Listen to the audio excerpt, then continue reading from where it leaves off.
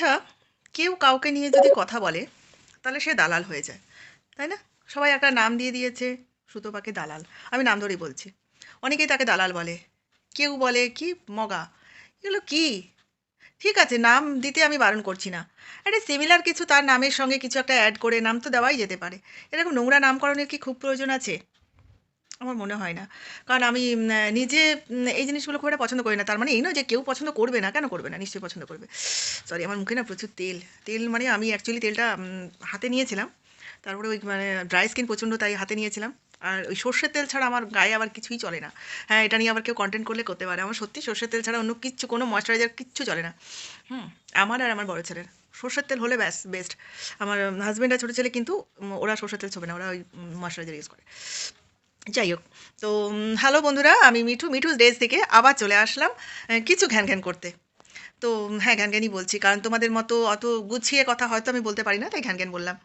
সবাই বলে সুতপাকে দালাল। কারণ কি? ও যখন ম্যান্ডির হয়ে কথা বলছিল, তাহলে সে দালাল। আচ্ছা, কেউ তো আরেক বিপক্ষেও কথা বলছে, তাহলে তো দালাল তো সবাই হচ্ছে, তাই না? তাই না? দালাল সবাই হচ্ছে। আর সব থেকে আগে বলি কিমাকে। গ্রেট দালাল, গ্রেট দালাল। যখনই যে ট্রেন্ডে চলে, যখনই যা ঝড় ওঠে যে ব্লগারের, ও তার বাড়ি পৌঁছে যায়। তার বাড়ি পৌঁছে যায়। আর কার বাড়ি পৌঁছে যায়? আজকে যদি সুতপা আম সন্দীপের হয়ে কথা বলতো, ও টিনার বাড়ি পৌঁছে যেত। ব্যাগ একটা কাঁধে নিয়ে ব্যাস চলল, পৌঁছে গেল। আর কি অকথ্য কথাবার্তা! হুম? আচ্ছা, এখন যদি মানহানির কেস করে কেউ, তখন ঠেলা সামলাতে পারবে? হুম? এই যে তুমি বলছো, ওরা তো ভিডিওটা দেখছে। ভিডিওটা দেখে নিয়ে যদি বলে যে, "তুমি আমাকে মারবো বলেছো, মারবো বলার কে?" সামলাতে পারবে ঠেলাটা? এত ভালোবাসা, তাহলে তো ভাইয়ের তো এখন কেস করতে নিশ্চয়ই টাকা পয়সা যাবে। তাহলে টাকা পয়সাটা দিয়ে দিও। এত ভাইকে ভালোবাসো। আর কিষাণুকে দিলে আমি খুব খুশি। আমি অনেকদিন পরে যদিও ভিডিওটা দেখছি। আমি ভীষণ খুশি। তো মাসে যেটা ওয়াইটি থেকে হচ্ছে বা হবে, পড়াশোনার দায়িত্বটাই নিয়ে নাও না। পুরোপুরি পড়াশোনার দায়িত্বটাই নিয়ে নাও। ও নিজের পিসি তো খারাপ, খুব খারাপ। ও এলিট ক্লাসের, খুব খারাপ। তো তুমি তো ভালো পিসি। তুমি তাহলে ওর পড়াশোনার দায়িত্ব নিয়ে নাও। হুম? তোমার মেয়েও ইনকাম করে, তোমার হাসব্যান্ডও ইনকাম করে, তুমিও তো লোকের বাড়ি ব্যাগ নিয়ে পৌঁছে যাও, তার মানে তুমিও ইনকাম করো। তাহলে তুমি ওর পড়াশোনার দায়িত্বটা নিয়ে নাও, তবে বলবো তুমি ভালো পিসি। তাই না? বহতি গঙ্গা মে হাত ধোনে আ গয়ে। চলো, একটা ভিডিও তো একটা জমজমাট ভিডিও পাওয়া যাবে বলে চলে আসলে কাঁধে ব্যাগ নিয়ে বাড়ি বাড়ি পৌঁছাতে। তুমি তো মানে দালালের থেকেও গ্রেট দালাল তুমি। হ্যাঁ, তুমি দালালটা যদি যায় তো তোমার সঙ্গে বেশি করে যায়। আর তোমার সঙ্গে বোধহয় দালালের একটা পূর্ব সম্পর্কও আছে, তাই না? মানে আমি সুতপা দালাল বলছি না, দালাল শব্দটার সঙ্গে। আমার মনে হয় তোমার দালাল শব্দটার সঙ্গে কিমা একটা সম্পর্ক তোমার জড়িয়ে আছে। তুমি ওই জন্য মানে ওই ব্যাপারটাতে খুব ইউজ টু, তাই না? কেউ তো কারোর বাড়ি এইভাবে পৌঁছে যায় না। আরেকজন পৌঁছায়, ওই যে রাজার ঘরে যে ধন আছে, আমার ঘরেও সে ধন আছে। মাসি, টুকটুকি, হুম, সেও পৌঁছে যায়। যখনই দেখে ঝামেলা কোথাও লাগছে, ব্যাস তার বাড়ি পৌঁছে গেল। কি রে বাবা তোরা? কি? ওয়াইটিতে তোরা সম্পর্ক করে ইনকাম করতে এসছিস তো। তোরা যদি ভালো হতিস, তাহলে ইনকাম না করে দুপক্ষকে বসিয়ে বুঝিয়ে একটা মীমাংসায় আনতিস। ভাইকে বোঝাতি, তাই না? ভাইয়ের বউকেও বোঝাতি। ভাইয়ের বউকে বিক্রি করে খেতি না, বোঝাতি যে এই সব রিলেশন ভালো নয়। সেটা না করে ইনকাম করতে চলে গেলি। ভাই ভাবলো আমার কি প্রিয় একজন দিদি এসছে। দিদি যে ইনকাম করতে গেছে সেটা কিন্তু বুঝলি না। আর ভাইও সাবধান হয়ে যাও। দিদিকে যদি পেট খুলে বলেছো, পরে যে দিদি কি বাঁশটা দেবে না, সামলাতে পারবে না। হুম? নিজের দিদি আপন হলো না, পর হয়েছে আপন। হ্যাঁ, পর আপন হয়, অবশ্যই হয়। যদি তোমার সেখান থেকে কোনো স্বার্থ না থাকতো, সেখানে বুঝতাম পর আপন হয়েছে। এখানে তোমার স্বার্থ আছে, রীতিমতো স্বার্থ আছে। সবাই তোমার ভিডিও দেখতে যাবে। যখনই থাম্বনেলে দেখবে নামগুলো, তখন তোমার ভিডিও দেখতে যাবে সবাই। তুমি তো রেভিনিউ কামাতে গেছো ওখানে। সম্পর্ক করতে গেছো। কিষাণুকে কি ভালোবাসো। এক কাজ করো, নিয়ে এসে ওকে পড়াও। ওকে পড়াশোনার দায়িত্ব নাও। দেখি, যদি নিজের কাছে না নিয়ে আসতে পারবে, ভাইকে বলো, চল আমি ভালো স্কুলে ভর্তি করে দিচ্ছি। ছেলেকে বড় স্কুলে পড়া। আমি টাকা দেবো, আমি খরচ করব। রেভিনিউ তো কামিয়েছো। তুমি তো ব্যাগ নিয়ে পৌঁছে পৌঁছে এর ওর বাড়িতে ভালোই রেভিনিউ কামাও। তাহলে তুমি করো, তুমি তো গ্রেট দালাল। দালাল যদি বলে প্রকৃত অর্থে তুমি। এসব কি সব তোমাদের মানে কথাবার্তা আমি বুঝি না। সত্যি বুঝি না। অন্য কাউকে বলার আগে নিজের দিকে একবার তাকাও যে তুমি কি করো? তুমি লোকের বাবাকে বলছো আমি মেরে দিতাম, ভুঁড়ি ফাটিয়ে দিতাম। হ্যাঁ? এত বড় স্পর্ধা, এত বড় স্পর্ধা। আরে তার মেয়ে যদি হাজারো খারাপ হয় না, ওর মা-বাবা যদি জানেও যে আমার মেয়ে খুব খারাপ, তবু মেয়েকে কোনো মা-বাবা ছেড়ে দেয় না। খুব খারাপ হলেও মা-বাবা ছেড়ে দেয় না। আর আদার্স একজন ঢুকতে পেলো কেন? সেটা আগে খোঁজো। যে মেয়েটা 5 বছর সংসার করেছে, তাহলে আজকে হঠাৎ করে সে কেন বা আলাদাভাবে একটা সম্পর্কে জড়িয়ে পড়লো? কিছু তো ফাঁক ছিল নিশ্চয়ই। সেটা আগে দেখো। যদি সত্যিকারের ভালো মানুষ হতে, ইনকাম করতে না গিয়ে দুজনকে বসিয়ে বুঝিয়ে একটা সংসার বাঁচানোর চেষ্টা করতে। ওই দুটো গিফট নিয়ে গিয়ে বিশাল একটা দেখিয়ে দিলে না? আর ঠিকই বলেছে। ওই যে ঘড়ির কথা যে বলেছে, যে কেন ঘড়ির কথা বলেছে, তো ঠিকই কথা বলেছে। যদি নিজের কষ্টের পয়সায় কিনতে হতো না, তাহলে ঘড়ি পরে মাছ ধুতো না। কষ্টের পয়সা যদি কিনতে হতো, পরের পয়সায় পড়ছে তো, তার জন্য এরকম মনে হচ্ছে। যারা নিজে কষ্ট করে ব্লগ বানায়, দেখবে বারাসাত ব্লগ, বারাসাত আম, কি জানো, বারাসাত ব্রাদার্স, বারাসাত বয়, কি পরিমাণে কষ্ট করে বাচ্চাগুলো, অনেক ছোট তারা। আমি বাচ্চাই বলবো কারণ আমার ছেলের বয়সী।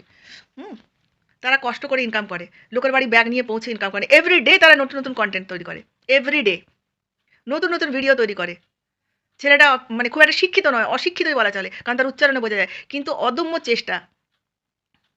লোকের বাড়ি ব্যাগ নিয়ে পৌঁছাতে হয় না, লোকের সংসার ভাঙাতে হাততালি দিতে হয় না।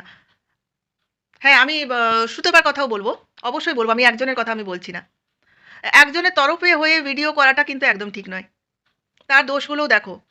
আমি তো দেখলাম, মানে ও জিনিস নেওয়া, আরে কিছুদিন তো ওয়েট করতে, কিছুদিন তো ওয়েট করতে, তারপরে জিনিসপত্র একেবারে নিয়ে যাওয়াটা এত জরুরি ছিল, এতটাই জরুরি ছিল জিনিসপত্র নিয়ে যাওয়াটা। তুমি মানছি ছেলের জন্য হয়তো লড়াই করবে আগামী দিনে, কিন্তু যদি তুমি সত্যিকারের মা হতে, আগে ছেলের জন্য লড়তে, তারপর তুমি জিনিসপত্র নিয়ে যেতে। নিশ্চয়ই নেবে, কেন নেবে না? তোমার বাবা দিয়েছে, তুমি জিনিসপত্র কেন নেবে না? নিশ্চয়ই নেবে। কিন্তু আগে তোমার ছেলেটা নেওয়া উচিত ছিল। তুমি যখন মা, আগে লড়াই করতে, ডিভোর্স তো অবশ্যই করছো, ঠিক আছে। উম, এমন নয় যে গলায় দড়ি দিয়ে যার সঙ্গে থাকতে পারছো না তার সঙ্গে থাকতেই হবে, এরকম কোথাও লেখা নেই যে থাকতেই হবে। পোষাচ্ছে না ভাই, চলে যাও। হ্যাঁ, তোমাদের মধ্যে একটা জিনিস ভালো, যে ঠিক আছে চলো, মারপিট হাঙ্গামা না করে তোমরা চলে গেছো, বিশাল কিছু ব্যাপার না করে চলে গেছো, ঠিক আছে। ডিভোর্স করবে, বাচ্চাটার কথা তো আগে ভাবতে। তুমি মা না? আগে বাচ্চার কথা ভেবে, আরে ততদিনে তো দেখো, বাচ্চা কিন্তু বাচ্চাকেও তো জিজ্ঞেস করবে যে তুমি কার কাছে থাকতে চাও, কার কাছে থাকতে চাও। বাচ্চার ভেতরে যদি বিষ ঢুকে যায় যে আমার মা চরম খারাপ, আমার মা খুব খারাপ, হাজার করলেও কিন্তু বাচ্চা তোমার কাছে যাবে না। তো আগে তোমার বাচ্চাটাকে নেওয়ার চিন্তা করতে হতো। কালকে যদি এই ছেলেটি বিয়ে করে, তোমার ছেলে তো সৎ মায়ের হাতে পড়বে। মা বলছি, সব মা, সৎ মা কিন্তু খারাপ হয় না। আমার চোখে দেখা অনেক সৎ মা আছে যারা মানে নিজের সন্তানের থেকে সতীনের ছেলে মেয়েকে বেশি দেখেছে, অনেক আছে। মানে বিশেষ করে একজন তো খুবই ক্লোজ আমাদের, সেরকম মানুষকে দেখেছি আমি, যে নিজের ছেলের থেকে, সে নিজের ছেলেকে বাইরে পাঠিয়ে দিয়েছে, আর মানে হস্টেলে পাঠিয়ে দিয়েছে, নিজের ছেলেকে একটা ভাত বেড়েও দিচ্ছে না, কিন্তু সতীনের ছেলেকে, সৎ ছেলেকে, তাকে নিজের কাছে রেখে, আর এমন নয় যে কাছে রেখে তাকে বাউন্ডালে তৈরি করছে, তাকে রীতিমতো মনিটর করে পড়াশোনা করিয়ে বড় স্কুলে ভর্তি করে তার ছেলের থেকে ভালোভাবে মানুষ করছে। এরকম মাও আছে। তবে যদি ধরো সেরকম মা না জুটলো, তোমার ছেলেটার কি হবে? সন্দীপ বিয়ে করবে এরকমই কথা আমি বলছি না, বাই চান্স ওরও তো অল্প বয়স, ওরও তো পুরো লাইফটা পড়ে আছে। তুমি যেমন নিজের কথা ভাবছো, ও তো পুরো ওর নিজের কথা ভাববে। তখন ছেলেটার কি হবে? তখন কি কপাল চাপড়াবে, না ছেড়ে দেবে রাস্তায় ছেলেটাকে, আর ওই নিজের একটা ভবিষ্যৎ করে নেবে? ভেবে দেখো, ভেবে দেখো, কোনো দিদি দাদা কেউ পাশে আসবে না, সংসারটা তোমাদের, তোমাদের দুজনকেই ভাবতে হবে। তোমাদের দুজনকেই ভাবতে হবে যে আমরা সংসারটা কিভাবে করব। কন্ট্রোভার্সি ক্রিয়েটার নিজে নিজে রেভিনিউ কামিয়ে চলে যাবে। যে যার আজকে ম্যান্ডি স্যান্ডি একসঙ্গে হয়েছে, যে যার রেভিনিউ কামিয়ে নিয়েছে ওই সুযোগে, ওদের বদনাম হয়েছে। হ্যাঁ, ওরাও রেভিনিউ কামিয়েছে, অবশ্যই কামিয়েছে, প্রচুর কামিয়েছে। কিন্তু তার সঙ্গে কিন্তু ওই যে বললাম, বহতি গঙ্গা মে হাত ধলিয়া, অনেকেই। হুম, কিন্তু এই মেয়ে, ওদেরও যে মেয়েটা বড় হবে না, মেয়েটার কপালে কিন্তু সারা জীবনের জন্য লেখা থাকবে, বুঝেছো? তো সেরকম তোমার ছেলেকেও কিন্তু আগামী দিনে শুনতে হতে পারে যে তোর মা তো এরকম ছিল, তোর মা এটা করেছিল, তোর বাবা এটা করেছিল। তো তোমরা একটুও ভাবো না বলো, শুধু চ্যানেলটাই গ্রো করাটাই তোমাদের কাছে মেন। তোমরা শুধু চ্যানেলের কথা ভাবো। জানি না, আমরা তো, আমি নেহাতি মূর্খ সূর্খ মানুষ, খুবই মানে দুরবস্থার মধ্যে থাকি, খুব একটা ভালো অবস্থা আমার নয়। কিন্তু আমার কাছে না, আমার সন্তানের আগে কোনো কিচ্ছু নয়, কিচ্ছু নয়, দুনিয়া উজাড় করে দেবো শুধু ছেলেদের জন্য। আমার মনে হয় আমার মতন অনেক মা, বেশিরভাগ মানে 99% মারাই কিন্তু নিজের সন্তানের জন্য সব কিছু করতে পারে।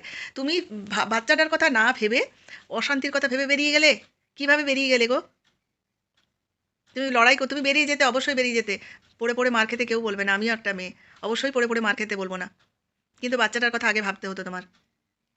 ঠিক আছে, চলো, আর বেশি কিছু বলছি না। ও সন্দীপকে আরেকটা কথা বলি, নাম ধরেই বলছি আমি, আমার ছোট চ্যানেল, স্ট্রাইক মারলে কিছু এসে যায় না, নাম ধরেই বলছি। ভাই, তুমি যে বলছিলে না, তোমার একটা চ্যানেলে মানে ভিডিওতে দেখছিলাম যেদিন ওরা জিনিসপত্র নিতে এসেছিল, সেদিন তুমি কি বলছিলে বারবার, আমি কম্প্রোমাইজ করছি, কম্প্রোমাইজ করছি। না ভাই, ওটাকে কম্প্রোমাইজ বলে না, কোঅপারেশন বলে। ঠিক আছে, তুমি যেটা করছিলে সেটা কম্প্রোমাইজ করছিলে না। তুমি কি তোমার কিছু ওদেরকে দিচ্ছিলে? যেটার মধ্যে তোমার অধিকার আছে, তুমি অধিকারটা ছেড়ে দিয়ে কি কিছু দিচ্ছিলে? যদি তোমার অধিকার ছেড়ে দিতে, তাহলে সেটাকে বলতে পারতে আমি কম্প্রোমাইজ করছি। কম্প্রোমাইজ তুমি করোনি, তুমি কোঅপারেশন করেছো। কেন বারবার করে বলছিলে? এত তুমি একদম মানে ইয়ে করে বলছিলে যে তুমি কম্প্রোমাইজ করছো, কম্প্রোমাইজ মোটেও করোনি, ওটাকে কম্প্রোমাইজ বলে না, একদমই বলে না। তুমি যদি কম্প্রোমাইজ করতে না, ফার্স্ট দিন ভিডিওটা করতে না, মানে শো করতে না, পাবলিকলি শো করতে না, সেটাকে হতো বলা হতো কম্প্রোমাইজ করা। তুমি ওয়াইফকে টাইম দিতে, বোঝাতে, সেটা তুমি করোনি। তোমার ভিডিও কল রেকর্ডিংও শুনেছি, জানি কে একজন করেছে, আমার ঠিক খেয়াল পড়ছে না, সেটাও শুনছিলাম। তুমি টাইম দাওনি, টাইম দিতে হতো। হতেই পারে মানুষের মন কোনো দিকে হয়তো তার চলে গেছিল, তুমি তাকে টাইম দিতে, তুমি তাকে বোঝাতে যে মেয়েটা 5 বছর থেকেছে, সেই মেয়েটা হঠাৎ করে দুদিনে চলে যেত না। তাহলে তোমাকে বুঝতাম যে তুমি কম্প্রোমাইজ করেছো। না, তুমি কম্প্রোমাইজ করোনি, তুমি বাধ্য হয়েছিলে, তুমি লিগেলি বাধ্য হয়েছিলে। হুম। আর আরেকটা কথা বলি, অনেক বড় হয়ে যাচ্ছে ভিডিওটা। আম, এই যে তুমি বলেছিলে আমরা জানতাম না, সেটা ফল্ট কার? হঠাৎ করে কেউ লিগেলি যখন কাজ শুরু হয় না, তখন কেউ কারো বাড়ি হঠাৎ করে যেতে পারে না, হঠাৎ করে যেতে পারে না, সব কিছু কাগজে কলমে হয়। তাহলে তোমার উকিল জানতো, তোমার উকিল তোমাকে জানায়নি, সেটা তার প্রবলেম, সেই উকিলের প্রবলেম, এদের প্রবলেম নয়। বুঝেছো? একটু বুঝে শুনে তারপরে বলো। তুমি যা খুশি তাই বললে পাবলিককে গাধা বানালে হবে? হ্যাঁ, ভেবে দেখো, টাইম আছে, ভেবে দেখো, সব কিছু শেষ হয়ে যায়নি এখনো। ভেবে দেখো, চ্যানেলটা গ্রো করে গেছে, যথেষ্ট রেভিনিউ কামিয়ে নিয়েছো। এইবারে শুধু বাচ্চার কথা তোমরা দুজনই ভাবো, তোমরা হাজব্যান্ড ওয়াইফ দুজনই বাচ্চাটার কথা ভাবো। ঠিক আছে, তোমরা রেভিনিউ কামিয়ে নিয়েছো, যথেষ্ট রেভিনিউ কামিয়ে নিয়েছো। কোনো পিসি দেখবে না, কোনো আপন পিসি ছাড়া পর পিসি কেউ কাউকে দেখে না। ঠিক আছে, চলো টাটা। কার কি কেমন লাগছে আমি জানি না, যদি ভালো লাগে অবশ্যই একটা কমেন্ট করে জানিও।